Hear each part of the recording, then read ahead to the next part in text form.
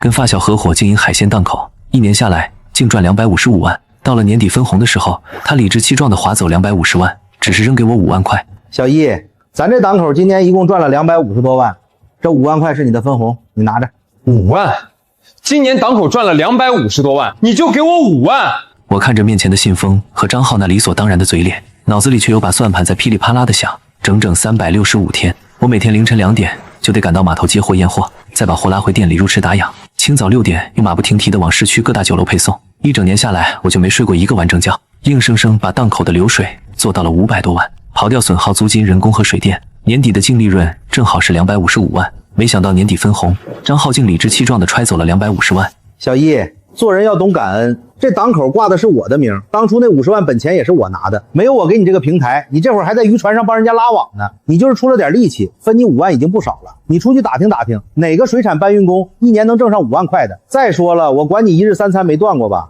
拿着钱回去给你那瘫在床上的老爹买点像样的补品，好好过个年。这就是我的好兄弟，当初档口刚开张那阵子，他因为操作不当，整池子的海鲜全折在了手里，是他红着眼眶攥紧我的手，急得直掉眼泪。小易，哥全靠你了，只要能把生意撑起来，赚的钱咱们兄弟俩平分。我信了，于是我把命都豁出去了，陪酒楼采购经理喝酒喝到胃出血，零下5度的冷库里一蹲就是大半宿，咬着牙活生生把这个档口做成了海城水产市场的招牌。如今档口火了，钱赚到手了，他告诉我，我只是个卖力气的，这就是他挂在嘴边的兄弟情。我没吭声，只是笑了笑。我拿起桌上那只信封，连数都没数，直接揣进兜里。行，都听你的。张浩见状，眼里闪过一丝鄙夷，随即哈哈大笑起来。这就对了嘛，识时务者为俊杰。小易，好好干，明年哥换了法拉利，旧的宝马借你开回村威风威风。不用了，浩哥，过了年我就不来了。你什么意思？拿了钱想撂挑子？浩哥刚才说的在理，我就是个出力的。这一年我的力气已经出完了，往后档口的生意，浩哥你自己多费心吧。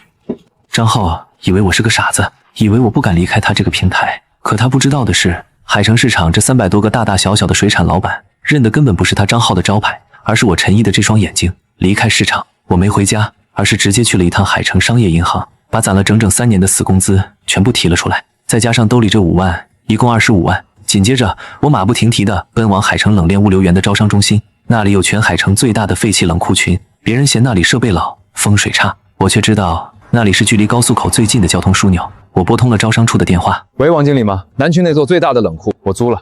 陈老弟，真不是哥哥坑你，这冷库废弃3年了，制冷压缩机虽然还能转，但耗电量大的吓人，而且位置太偏，你图什么呢？我抬起头，环顾着这间足足有500平米的巨大冷库。别人看是偏，但我知道，从这里出门上高架去市中心，那几个最高档的海鲜酒楼，比张浩在水产市场的核心档口还能快出20分钟。干海鲜这行20分钟，那就是生与死、鲜与臭的天壤之别。我从兜里掏出银行卡递给王经理，就这间了，押1付3，连带检修设备，今天下午能办妥吗？王经理愣住了，像看疯子一样看着我。25万对于一个打工仔来说是砸锅卖铁的全部家当，往一个废弃冷库里砸，简直是拿钱打水漂。行，你痛快我也痛快，下午5点前我让人把冷库给你冻透了。我走出物流园的时候，寒风直往脖领子里灌，可我不但感觉不出一丝冷意，反倒觉着浑身上下的血都在滚烫的翻涌。回到那个只有40平米的老破小出租屋时，天已经黑了，屋里乌烟瘴气。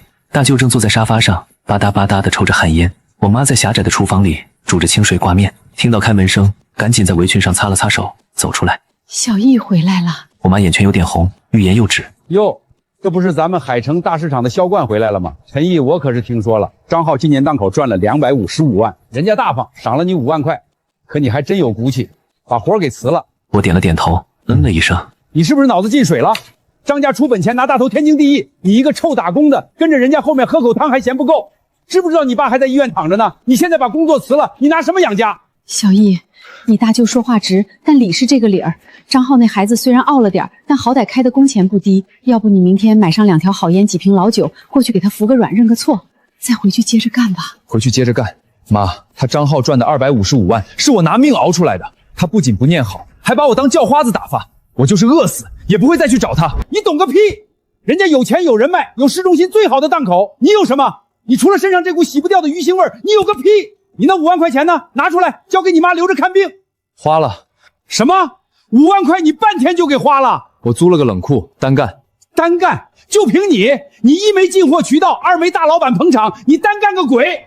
行，你翅膀硬了，等你以后陪你妈上街要饭，别怪大舅今天没提醒你。说完，大舅摔门而去，屋子里死一般的寂静。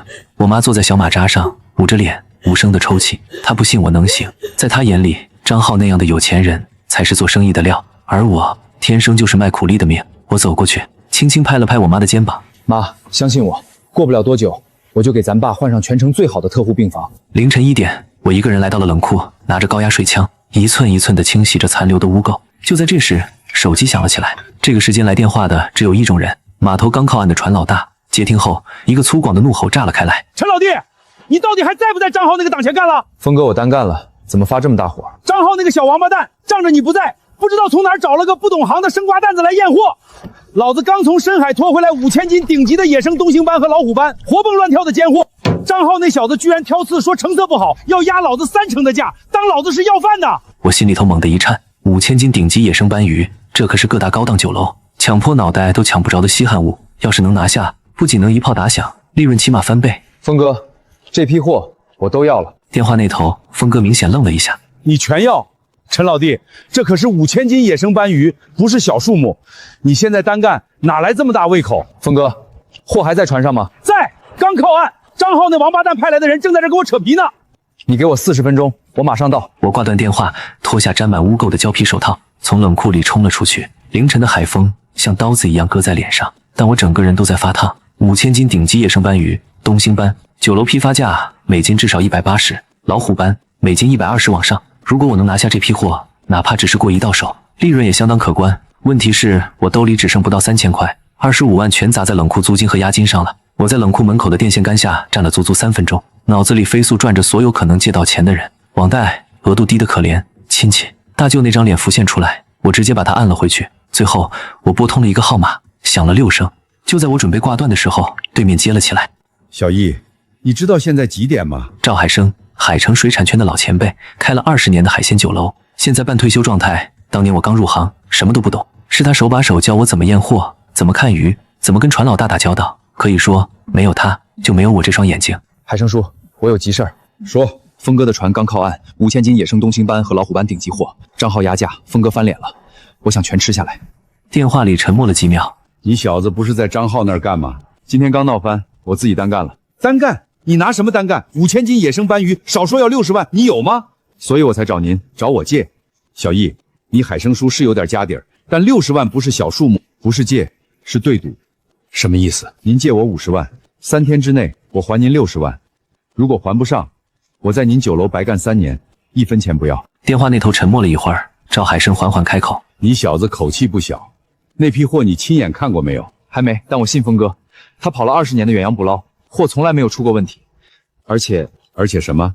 张浩派去的人压价，说明货绝对是好货。他那个人我太了解了，越好的东西他越要压价，这是他的惯用手脸。”“行，50万，我现在转你卡上，但我丑话说在前头，你要是砸了，以后别叫我叔。”“谢海生叔。”“别谢，我是看在你当年为了帮我试菜吃到急性肠胃炎进医院的份上。”电话挂断，30秒后，手机震了一下，银行卡到账50万元。我攥着手机，眼眶有点发酸。这个世界上终究还是有人记得你的好。我骑上那辆破电动车，朝码头方向飞驰而去。来到码头，我在3号泊位找到了峰哥的船。峰哥全名叫周海峰，40出头，皮肤黝黑，手上全是拉网磨出来的老茧。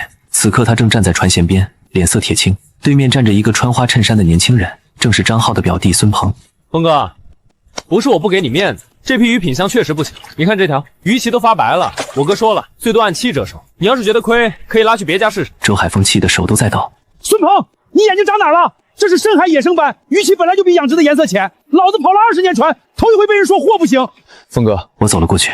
周海峰转过头，看见我眼睛一亮：“陈老弟，你可算来了。”孙鹏也看见了我，脸上的痞笑僵了一下，随即变成嘲讽：“这不是陈毅吗？我听我哥说，你今天下午挺硬气的啊，5万块都不要了。怎么大半夜跑码头来捡垃圾？”我没理他，直接跳上船，蹲到鱼池边。池子里，东星斑和老虎斑密密麻麻地挤在一起，背鳍高耸，眼睛清亮，腮盖有力的一张一合。我伸手捞起一条东星斑，翻过来看腹部，颜色鲜红，没有一丝褪色或淤血，这是真正的深海野生货，品质顶到不能再顶。但我没急着表态，因为我在等。孙鹏凑过来，压低声音：“陈毅，别怪我没提醒你，我哥已经把你在圈子里封杀了，你就算买了这批货也没地方卖。不如求求我，我跟我哥说说，让你回来继续当你的搬运工。话没说完，我手里的东星斑突然猛地一怔，紧接着池子里另外几条东星斑也开始剧烈翻腾，尾巴拍打得水花四溅。孙鹏吓了一跳，往后退了2步。什么情况？我没回答，死死盯着池子里一条体型最大的东星斑，它的身体在微微发颤，鱼鳍全部张开，腮盖后面隐约渗出一点暗红色的血丝。我心脏猛地一跳，不对，这不是受精，是药鱼。有人在捕捞或者运输过程中给鱼下了药。我猛地站起身，目光扫过整船的人。周海峰一脸茫然，船员们面面相觑，孙鹏的表情则有些微妙，他下意识地避开了我的视线。峰哥，你船上最近有没有来过外人？没有啊，出海1个礼拜了，就我们几个。中途有没有遇到别的船？遇到过2艘，打了个招呼，没靠帮。我蹲下身，用指甲刮了一下那条东星斑腮盖后面的粘液，放到鼻子前一闻，一股极淡的、几乎不可察觉的苦杏仁味。我的瞳孔猛地收缩。3唑磷，一种有机磷农药，极微量就能让鱼在几个小时内表现异常，大量则直接致死。这东西在海鲜行业是被明令禁止的，但总有人用它来做手脚，要么是为了让鱼假活，要么是为了搞垮竞争对手。这批鱼有问题。我站起身，声音不大，但所有人都听见了。周海峰脸色大变。什么？你怎么知道？话一出口，他立刻意识到不对，赶紧闭上嘴。我盯着他，一字一顿。孙鹏，我只说鱼有问题，没说是什么问题，你慌什么？我哪儿慌了？陈毅，你少在这装神弄鬼。那你告诉我，为什么你死活要压价？你哥张浩是什么人？我太清楚了，越好的货他越要压价。但这批东星斑是顶级货，按他的性格应该是抢着全吃下才对。你却在这儿磨磨蹭蹭的压价，只有一种解释。你知道这批鱼有问题，你想用最低的价格拿走，然后当成好货卖出去，赚中间的差价。至于这批药鱼最后会送到哪个酒楼、哪张餐桌上，你不在乎。码头上的空气仿佛凝固了，周海峰的眼珠子瞪得快要掉出来，他一把揪住孙鹏的领子。你给我说清楚，是不是你们张家搞的鬼？放屁！峰哥，你别听他瞎说，他一个臭打工的了，懂个屁的验货。他不懂，你懂。一个苍老但中气十足的声音从码头方向传来。赵海生慢悠悠地走了过来，他虽然嘴上说不管，到底还是不放心，亲自赶过来了。海生叔，我赶紧迎上去。赵海生摆摆手，走到鱼池边，蹲下身仔细看了看，又凑近闻了闻，然后他站起身，目光冷冷地看向孙鹏。3节磷，剂量不大，但够让这批鱼在3天之内陆续死亡。哼，张浩这小王八蛋，手够黑的。当年他老子张万山就是靠往鱼池里掺福尔马林起的家，现在儿子比他老子还狠。周海峰松开孙鹏，整个人像被抽掉了几两骨。完了，这批货完了。没完。我蹲下身，重新捞起那条最大的东星斑，翻开腮盖，仔细观察，腮丝呈暗红色，但没有坏死，说明中毒时间不长，毒素还没有完全侵入内脏。峰哥，船上有没有活性炭？有，过滤海水用的，全部搬过来。另外准备20个最大号的泡沫箱，每个箱子里放5斤活性炭，加满新鲜海水，把鱼按大小分开装，每箱不超过30条。这样能行？活性炭可以吸附水里的有机磷，虽然不能完全解毒，但能争取时间。这批鱼必须在天亮之前全部处理完，然后直接送到我的冷库。你的冷库？陈毅，你疯了！你哪来的冷库？南区冷链物流园5号库。孙鹏张了张嘴，脸上的表情像吞了一只苍蝇。赵海生看了我一眼，嘴角微微上扬。小子，有2下子。接下来的3个小时是一场与时间的赛跑。我和周海峰手下的5个船员一起把5000斤鱼全部分箱，加活性炭、换水。凌晨4点半，最后一箱鱼装上了我从物流公司紧急叫来的冷藏车。赵海生全程在旁边看着，一言不发。等最后一辆车驶离码头，他才开口：“这批鱼你打算怎么卖？不走批发市场？张浩在南城市场经营了这么多年，所有的大客户他都认识。如果我把鱼拉到市场去卖，他一定会派人来捣乱。所以你打算直接对接终端酒楼？海生叔，您在海城餐饮圈人脉广，能不能帮我牵个线？”赵海生沉默了几秒，然后从兜里掏出一张名片递给我：“海城酒楼的采购经理姓刘，你拿着我的名片去找他，就说是我让的。”我接过名片，深深鞠了一躬。海生叔，大恩不言谢。少来这套。对了，你那个冷库设备跟得上吗？压缩机是老型号，耗电量大，但制冷效果没问题。我已经让物业把温度打到零下5度了。电呢？南城物流园那块电路老化可不是1天2天了。我装了独立变压器。你一个刚被扫地出门的打工仔，往冷库上装独立电压器？我压了全部身家，不敢赌。赵海生盯着我看了好一会儿，然后笑了。张浩那个蠢货，不知道自己放走了什么人。天亮的时候，5000斤野生斑鱼已经全部安置在我的冷库里。我没有休息，洗了把脸，换上唯一一件干净的衬衫，骑着电动车直奔海城酒楼。海城酒楼是海城最高档的海鲜酒楼，没有之一。它的采购量占整个海城高端海鲜市场的30%以上。只要能打进这里，就等于拿到了整个海城高端餐饮的通行证。采购部在酒楼后面的办公楼里，我推门进去的时候，一个戴金丝眼镜的中年男人正在打电话。张总，你放心，咱们合作这么多年了，我们海城酒楼的野生斑鱼肯定优先从你那儿拿。什么？陈毅？没听过这个人。他挂了电话，抬头看见我。你是刘经理您好，我是赵海生，赵老板介绍来的。我双手递上名片，刘经理接过名片，看了一眼，脸色稍微缓和了一些。赵老板的人，坐吧。刘经理，我今天来是想跟您谈一笔生意。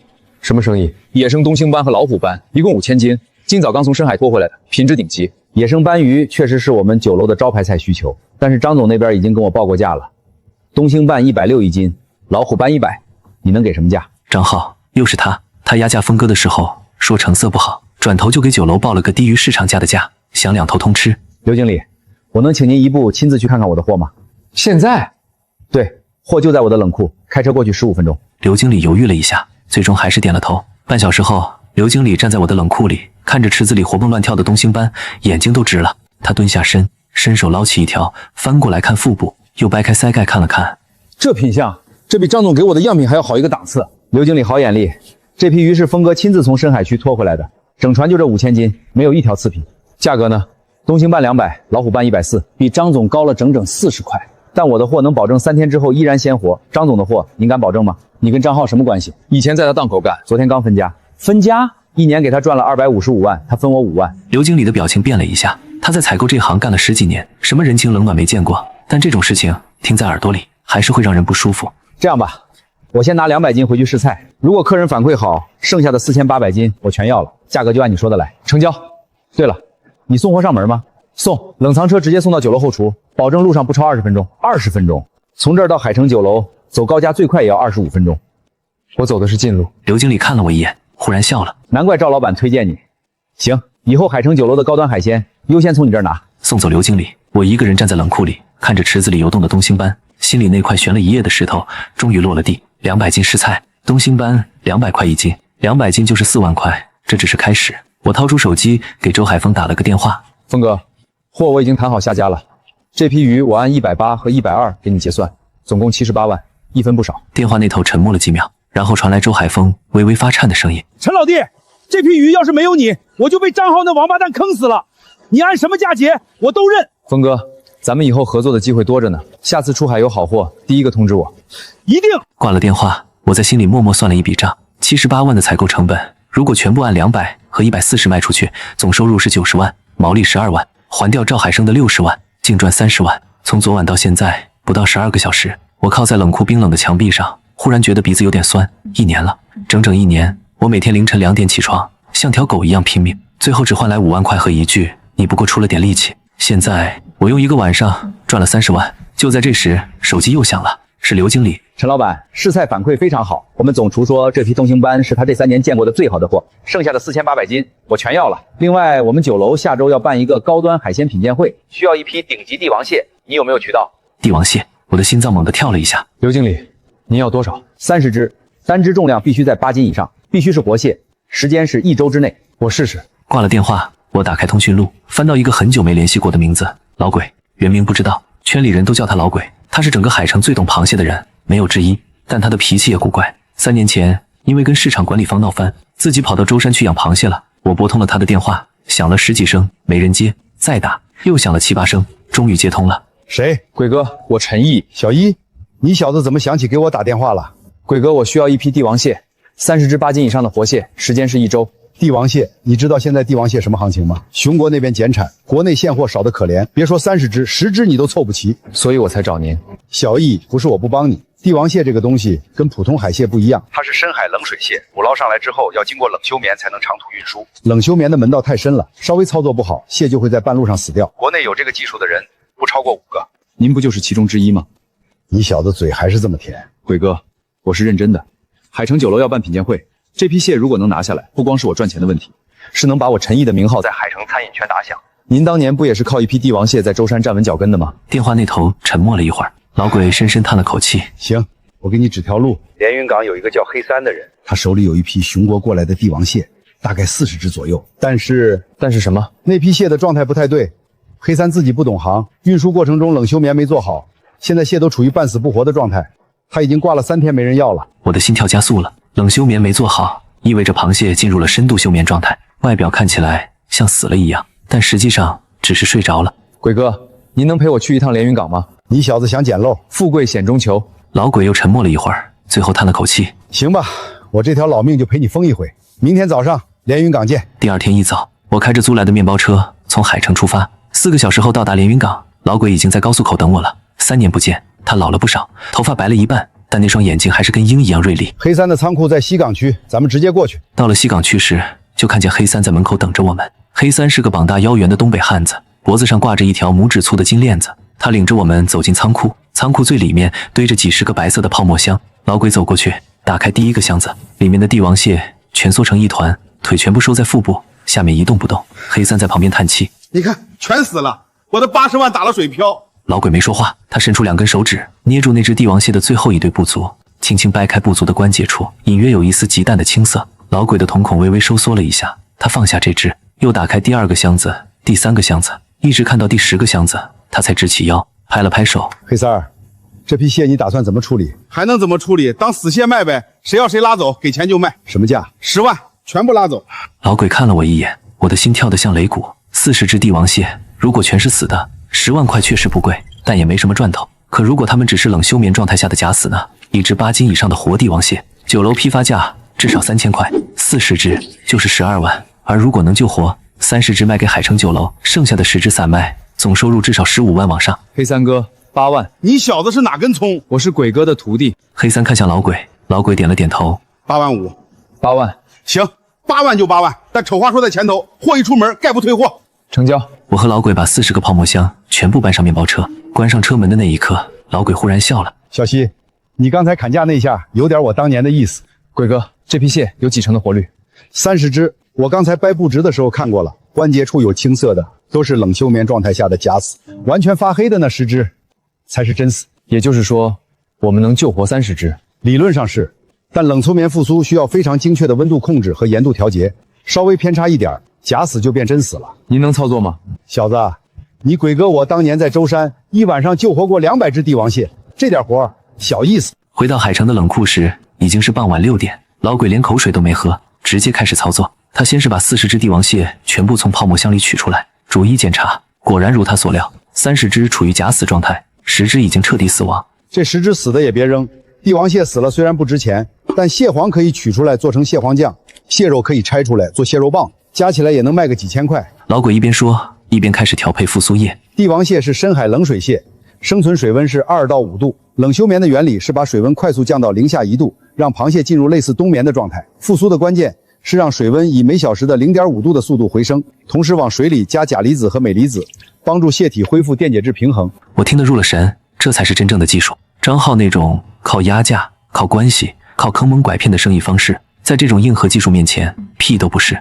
整整6个小时，老鬼寸步不离地守在池子边，每隔15分钟测一次水温和盐度，每隔半小时往水里加一次调配好的复苏液。凌晨1点，第一只帝王蟹的步足动了一下；凌晨2点，30只帝王蟹全部复苏，在池子里缓缓爬动。老鬼瘫坐在椅子上，满头大汗，但眼睛里全是光。成了。我走过去，看着池子里那些缓缓移动的庞然大物，忽然觉得鼻子有点发酸。2天前，我还是个被扫地出门的打工仔，现在我手里攥着5000斤野生斑鱼和30只顶级帝王蟹，总价值超过100万。鬼哥，这批蟹卖出去之后，利润咱们5分。不用，你鬼哥不缺钱，我就是想证明一下，我这把老骨头还没废。那您想要什么？老鬼沉默了一会儿，然后抬起头看着我。小易，我听说张浩那个王八蛋把你封杀了。是。那你打算怎么办？一辈子绕过南城市场做生意？不，绕开只是暂时的。你的意思是，我要在南城市场开一个比张浩更大的档口，但不是现在。什么时候？等我攒够了资本，等我有了自己的冷链车队，有了自己的供货渠道，有了足够多的酒楼客户，到那时候，我会堂堂正正的回到南城市场，让他张浩看看什么才叫做生意。老鬼盯着我看了好一会儿，然后哈哈大笑起来。好，有你这句话，你鬼哥我这趟没白来，以后有用得着我的地方，随时开口。第二天一早，我拨通了刘经理的电话。刘经理，30只帝王蟹全部8斤以上，活蟹，您什么时候方便来看货？电话那头沉默了整整5秒。你真的搞到了？搞到了，我马上过来。40分钟后，刘经理站在冷库里，看着池子里缓缓爬动的30只帝王蟹，脸上的表情就像发现了金矿。这批蟹什么价？3500一只，比市场价高了500。但我的蟹能保证品鉴会当天鲜活上桌，而且国内能操作帝王蟹冷休眠复苏的人不超过5个，这位就是其中之一。刘经理，您花的每一分钱买的都是实打实的技术保障。刘经理沉默了几秒，然后伸出手，成交30只，10.5万块。野生斑鱼的账，刘经理方便今天结一下吗？没问题，4800斤，按咱们之前说好的价格，一共90万，加上帝王蟹的10.5万，总共100.5万，今天下午到账。送走刘经理，我转过身看着老鬼，鬼哥，谢谢你。少来，我走了。舟山还有一池子螃蟹等着我喂呢。老鬼背着手，慢悠悠地走出冷库，走了几步，忽然回过头，小易，张浩那个档口，当年我也在里面干过。你知道我为什么走吗？为什么？因为他爹张万山往鱼池里掺福尔马林，我举报了，没人信。后来他反咬一口，说是我掺的，整个市场都信他，不信我。老鬼的声音很平静，但我看到他攥紧了拳头。所以小易，你这次不光是替你自己争口气，你也是替所有被张家欺负过的人争一口气。老鬼走了，我一个人站在冷库里，看着池子里游动的鱼和缓缓爬动的帝王蟹，攥紧了拳头。当天下午，100.5万到账，我第一时间给赵海生转了60万。3秒后，赵海生回了一条语音：小子，利息多了？不多，以后还要麻烦您的时候多着呢。然后我又给周海峰转了78万。陈老弟，以后我周海峰的货只供你一个人。最后我给老鬼转了15万，老鬼拒收了。他回了一条语音：钱留着，等你把张浩干趴下那天，请我喝顿酒就行。我握着手机，喉咙发紧。这个世界对你恶的人很多，但对你好的人也不少，只要你值得。晚上8点，我回到出租屋，大舅正坐在沙发上翘着二郎腿看电视，看见我进门，他哼了一声：哟，回来了，这2天去哪儿鬼混了？你妈担心的饭都吃不下。我妈从厨房里探出头，眼睛红肿，显然又哭过。小易，你去哪儿了？你大舅说你跟人打架进了所里。没有。我走过去，从兜里掏出一张银行卡，放在我妈手里。妈，这里面有10万块，明天咱们去给爸换最好的特护病房。10万？你哪来的10万？你小子不会去借高利贷了吧？没有。那这钱赚的。赚的？你一个臭卖鱼的2天赚10万，骗鬼呢！大舅，我记得你之前说过，我没本事，天生就是卖苦力的命。现在我想问问你，你一个月工资6000块，我2天赚的，够你干1年半的。谁有本事，谁没本事？你小子翅膀硬了是吧？有2个臭钱就不知道天高地厚了。大舅，这个屋子是我租的，你要是来关心我妈，我欢迎；你要是来冷嘲热讽我，门在那边。大舅张了张嘴，最终什么都没说出来，摔门而去。我妈拉着我的手，眼泪止不住的往下流。小易，你真的赚到钱了？妈，我说过，过不了多久我就给爸换全城最好的特护病房，我没骗你。我妈捂着脸，哭得浑身发抖。我抱着她，轻轻拍着她的后背。妈，以后谁也不能瞧不起咱们家了，谁也不能。接下来的半个月，我的生意进入了快车道。刘经理把海城酒楼的高端海鲜订单全部转给了我，每周固定采购额30万以上。通过刘经理的介绍，我又拿下了海城另外3家高档酒楼的供货合同。周海峰每次出海回来，第一时间通知我，好货全部优先供应。老鬼在舟山帮我联系了2个螃蟹养殖户，帝王蟹、面包蟹、青蟹的货源也稳定下来了。半个月，流水突破了200万，冷库里的独立变压器日夜不停地运转，10台二手冷藏车也陆续到位。我从老家叫了3个靠谱的兄弟过来帮忙，每人每月开8000块的工资，比市场价高出2000。就在这时，一个消息传遍了海城水产圈，台风利奇马即将登陆，气象台预测这将是5年来登陆海城的最强台风，风力预计达到14级，登陆时间在3天后的傍晚。消息传出的当天下午，南城水产市场就炸了锅。疯了吧，14级！我那条船半路直接掉头回港了，那不正好鸿运楼刚来电话，价钱翻1倍，有多少要多少。所有的船老大都在往回赶，必须在台风来临之前进港避风。这就意味着接下来至少5天，整个海城将没有新的海鲜到货，而酒楼的需求不会减少。台风天反而是海鲜酒楼生意最好的时候，外面狂风暴雨，人们躲在酒楼里吃海鲜喝白酒，是海城人几十年的传统，供不应求，价格必然暴涨。我坐在冷库里，拿着计算器飞速地按着。目前冷库里还有大约2000斤各种鱼类的存货，加上周海峰明天靠岸的最后一批货，大约3000斤，总共5000斤。按照台风天的行情，至少能卖出平时2倍的价格，但这不够，远远不够。我需要的不是小打小闹，而是一场真正意义上的饱和攻击。我拨通了黑哥的电话，黑哥大名赵黑，连云港最大的水产批发商。老鬼介绍给我认识的，他的货源网络覆盖整个东部沿海，从辽宁到福建都有他的渠道。黑哥，我陈毅。陈老弟，听说你最近在海城混得风生水起啊？黑哥过奖了，我有个事儿想求您帮忙。说，台风利奇马3天后登陆海城，我需要调一批货，越多越好。你小子想赌台风？是。赌多大？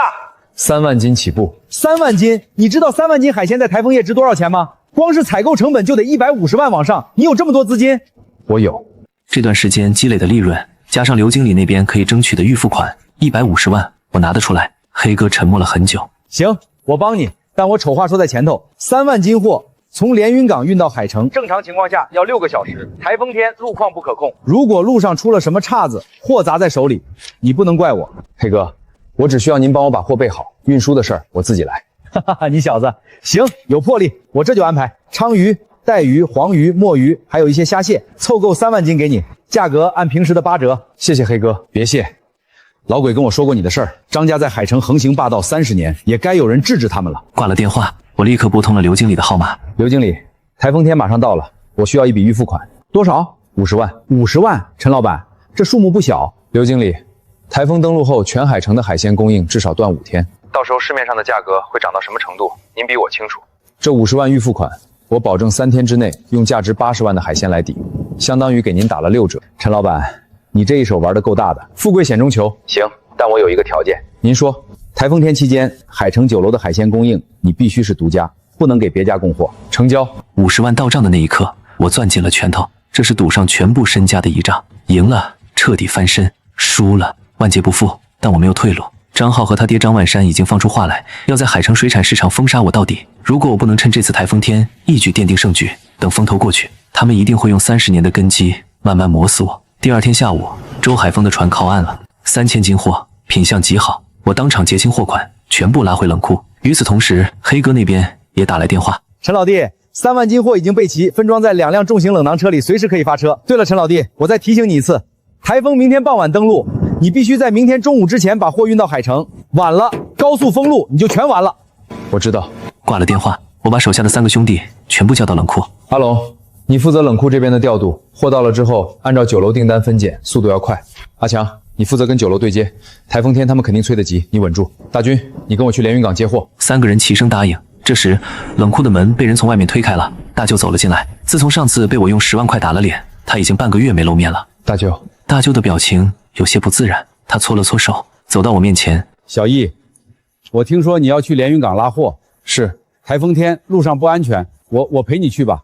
我开了20年的长途货车，什么样的路况都见过。我看着他，忽然明白了，他不是来帮忙的，他是来投靠的。上次我把他怼走之后，他回去肯定想了很久。我妈那边估计也给他施加了压力。现在听说我要干一票大的，他怕错过了这班车，以后再也搭不上。人性就是这样，你落魄的时候，人人都能踩你一脚；你发达的时候，当初踩你的人会第一个跑过来抱大腿。我本想拒绝，但转念一想，大舅虽然势利眼，但确实是开了20年大货的老司机。台风天跑长途，多一个有经验的司机，就多一份安全。行，大舅，你跟我去，这一趟跑下来，我给你2万块。大舅的眼睛亮了一下，随即又故作矜持的摆摆手。一家人说什么钱不钱的，2万块，要就拿，不要就回去。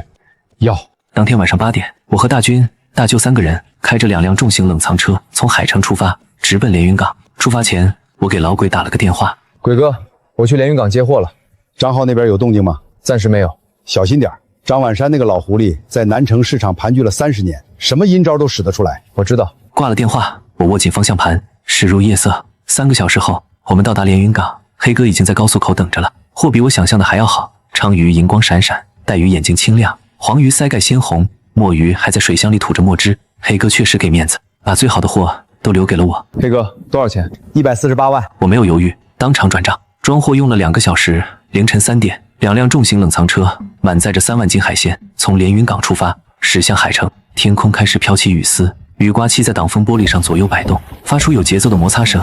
高速公路上的车越来越少，偶尔有一辆大货车呼啸而过，溅起大片水花。大舅坐在副驾驶，盯着前方的路面。小易，这雨越下越大了。我看了眼天气预报，台风利奇马目前中心风力14级，正以每小时20公里的速度向海城方向移动，预计今天傍晚6点左右登陆。现在时间是凌晨4点，距离海城还有400公里。按照正常速度，上午10点之前能到，但雨势正在急剧加大。凌晨5点，我们进入了江苏中部，雨刮器开到最快档，依然看不清前方的路，狂风裹挟着暴雨，从侧面撞击着车身，整辆大货车都在微微晃动。大舅的脸色越来越凝重。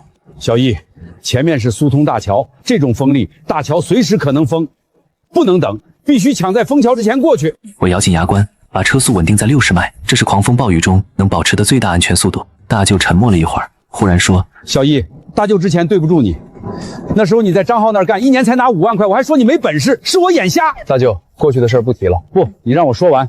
你妈嫁到陈家的时候，我是反对的。你爸是个老实人，一辈子没出息，我以为你也随他，没想到你比你爸强了1万倍。我不知道该说什么。大舅这个人势利了一辈子，但此刻他说这番话的时候，声音是颤抖的。凌晨6点半，苏通大桥狂风已经达到了8级以上，桥面上的积水被车轮碾过，溅起2米多高的水幕，整座大桥在风中微微摇摆，像一条浮在江面上的巨蟒。我死死握住方向盘，手心全是汗。2辆冷藏车排成一列，以不到40迈的速度缓缓通过大桥。车里的对讲机响了，是后面大军的声音。一哥，风太大了，车都快被吹翻了。稳住方向盘，不要踩刹车，匀速通过。这小子经验不足，这种横风不能慌，越慌越容易出事。就在这时，一阵格外猛烈的横风从右侧袭来，车身剧烈摇晃了一下。大舅一把抓住方向盘，帮我校正方向。别怕，稳住。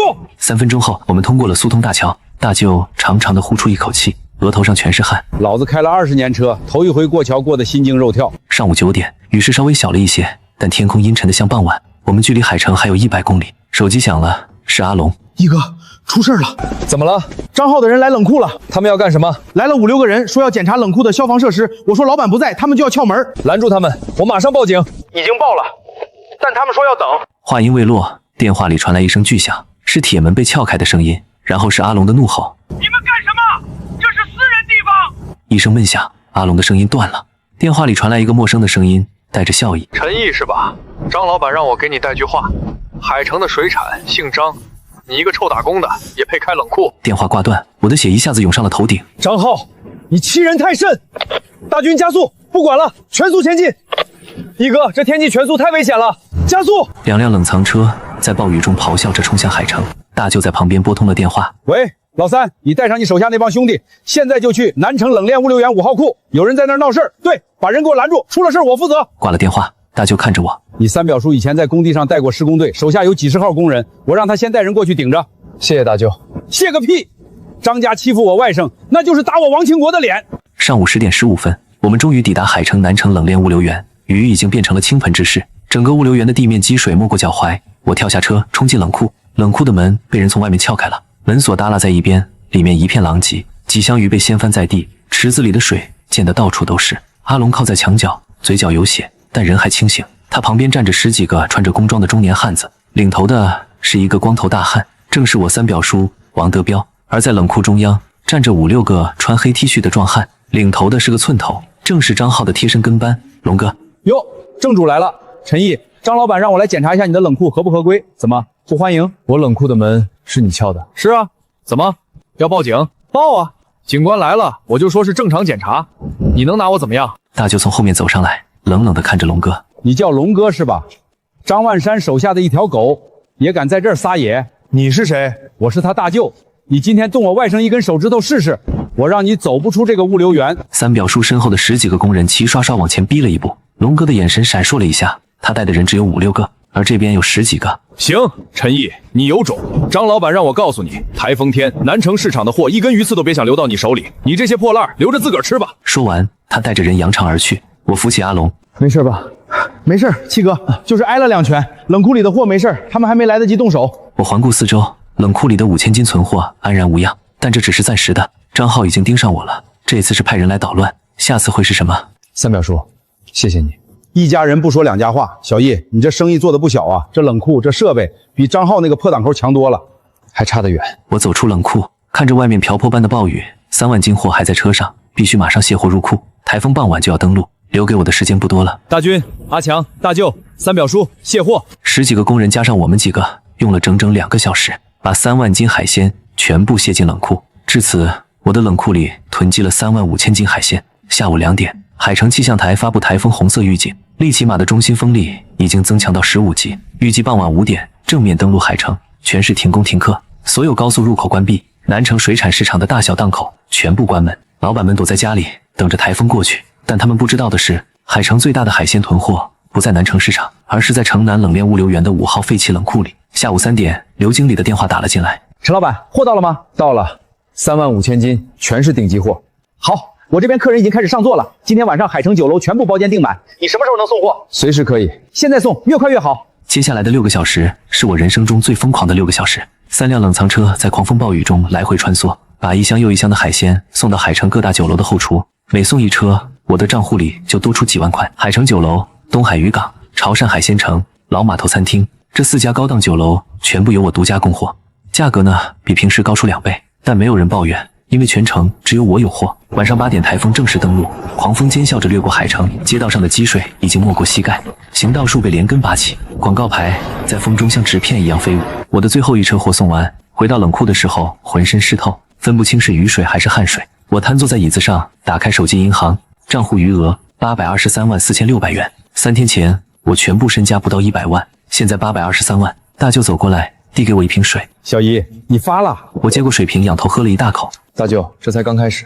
你还要干什么？我要在南城市场开一个比张浩更大的档口，我要让整个海城的水产圈子都知道，海城的海鲜以后姓陈。大舅沉默了很久，然后举起手里的水瓶。大舅以前眼瞎，从今往后你指哪儿，大舅打哪儿。台风过境后的第3天，海城恢复了正常秩序，南城水产市场重新开市，但各档口的货源普遍不足。台风造成的影响至少要1周才能完全消化，而我的冷库里还剩下大约5000斤存货，这5000斤成了压垮张浩的最后一根稻草。事情的起因是张万山的一条朋友圈。那天晚上，我正在冷库里盘点库存，大军把手机递过来。一哥，你看，张万山的朋友圈发了一句话：30年根基，岂是宵小能撼？张家在南城1天，外人就别想进来分一杯羹。这条朋友圈下面，南城市场的一帮老商户纷纷点赞留言：张老板霸气，外人滚出南城，张家就是南城的天。我把手机还给大军，没有说话。大舅凑过来看了一眼，呸了一声。张万山这个老东西嘴硬得很，他那1号档口，台风这几天1斤货都没卖出去，还在这装大尾巴狼，装不了几天了。什么意思？我没有解释，只是拿起手机拨通了老鬼的电话。鬼哥，上次您跟我说的那件事能确定吗？确定。南城市场的电力系统是30年前建的，变压器容量只有500千伏安。这些年商户不断增加，用电量早就超标了。张万山的1号档口是最大的用电户，光是他的冷库和打氧设备就占了整个市场1/3的负荷。夏天用电高峰的时候会怎样？去年7月，南城市场跳过一次闸，但当时不是最热的时候，加上张万山找人托了关系，临时调了一路电过来，才没出大事。今年不一样。哪里不一样？今年的夏季用电负荷比去年高出15%，供电局那边已经发了预警，7月中下旬可能会有拉闸限电。而且张满山30年的老冷库线路早就老化了，他一直舍不得花钱换。我挂断电话，走到冷库门口，看着远处南城市场的方向。张万山，你30年的根基原来是建在一堆老化的电线上的。7月15号，海城迎来入夏以来最热的一天，气温飙到39度，体感温度超过45度，全城的空调都在满负荷运转，电网负荷达到了历史峰值。当天下午3点，供电局发布紧急通知，为保障居民用电，对部分商业区域实施错峰限电。南城水产市场赫然在限电名单上。消息传出，整个市场炸了锅，各个档口的老板们急得像热锅上的蚂蚁。这种天气，冷库断电，里面的海鲜不出2个小时就会全部死光。张万山第一时间动用了他30年来积累的所有关系，打电话找人送礼，试图让供电局把南城市场从限电名单上划掉。但这次不一样，电网负荷是真的顶不住了，谁来求情都没用。下午4点，南城市场正式断电，而我冷库里的独立变压器正在满负荷运转，10台冷藏增氧车全部启动。下午4点半，我的手机开始疯狂震动，来电的全是南城市场的商户。陈老板，你那个冷库还有电吗？有。能不能帮我把货转过去？我出3倍的仓储费。可以，但我有一个条件。你说。以后你们的货优先从我的渠道拿，张家那边的账该清的清一清。电话那头沉默了几秒，然后咬牙道：行。短短1个小时内，南城市场30多家商户的货全部转移到了我的冷库，而张家的1号档口没有转移，不是不想转移，是我拒绝了。下午5点10分，张浩出现在我的冷库门口，他浑身是汗，脸色苍白，再也没有了往日的趾高气扬。陈毅，不，毅哥，帮我一把。帮你什么？我档子里有50万斤货，现在断电了，再不出2个小时就全完了。你的冷库还有电，帮我把货转过来，你要多少钱我都给。我不要钱。那你要什么？我要你1号档口的转让合同。你做梦！1号档口是我爸30年的心血。那你就看着它变成30年的臭水吧。张浩死死盯着我，眼珠子都快瞪出来。陈毅，你别太过分。过分？张浩，你记不记得半年前你甩给我5万块的时候说过什么？你说我只是个出力的，你说没有你张浩的平台我什么都不是。张浩的嘴唇哆嗦着说不出话。现在你告诉我，谁什么都不是？张浩最终没有签转让合同，他选择了赌。他赌供电局会在2个小时之内恢复供电，但他赌输了。傍晚6点半，南城市场恢复供电，但已经晚了。张家的1号档口50万斤海鲜在断电的2个半小时里，在39度的高温下全部死亡。死鱼翻着白肚漂在水面上，死虾蜷缩成一团沉在赤地，死蟹的腿全部脱落。整个档口弥漫着一股令人作呕的腐臭味。张万山站在档口中央，看着满池子的死鱼一动不动。30年的心血就这样没了。后来我听人说，张万山在档口里站了整整1个小时，然后突然喷出一口血，直挺挺地倒了下去。而张浩跪在污水横流的地上，把自己的脸都扇肿了。当天晚上，张浩借高利贷的事情被人爆了出来，原来他早就债台高筑。这次50万斤货的钱，大部分是高利贷借来的，现在货全死了。高利贷的人连夜上门把张浩堵在家里。后来的事情是我在南城市场无意中听到的。你听说了没？高利贷的人把张浩那条腿打断了。知道啊，他爹张万山从医院醒来后，得知了自己儿子被打断腿、档口破产的消息，又吐了一口血，这次直接进了 ICU。就这样盘踞海城30年的张家水产帝国，在39度的高温里灰飞烟灭。1周后，南城水产市场1号档口的招牌被拆了下来，换上去的新招牌只有2个字：野鲜。我站在档口门口，身前是10辆崭新的冷藏增氧车，再往后是改造一新的冷链仓储中心。大舅、阿龙、大军、阿强，还有3表叔王德彪全部站在我面前。赵海生和老鬼也来了，2个老家伙坐在旁边的茶馆里，一边喝茶一边看着我。刘经理代表海城酒楼送来了一块牌匾，上面写着4个字：海城鲜王。我接过牌匾，挂在了档口正中央。市场里的商户们围了过来，有人鼓掌，有人吹口哨，有人喊着陈老板发财。我抬起手示意大家安静。各位同行，各位前辈，野鲜今天开业，我不说废话，只说3件事。第一，野鲜的货价格公道，品质保证。从今往后，海城的海鲜不用再看张家的脸色。第二，野鲜的冷链配送，从码头到酒楼20分钟直达。在座的各位酒楼老板，以后只管点菜，运货的事儿交给我。第三，我顿了一下，目光扫过在场的每一个人。第三，野鲜的大门对所有踏实做事的人敞开，不管你以前跟谁混，只要你有本事肯吃苦，野鲜就有你的位置。人群外面，我看到了一个拄着拐杖的身影，是张浩。他的左腿打着石膏，胡子拉碴，穿着一件皱巴巴的保安制服。他站在人群边缘，看着1号档口上野鲜2个大字，脸上的表情说不清是恨还是悔。我们的目光在空中交汇，他张了张嘴，似乎想说什么，最终什么也没说出来。我转过身，走进了属于我的档口，身后是海城夏日的阳光和一座属于我的水产帝国。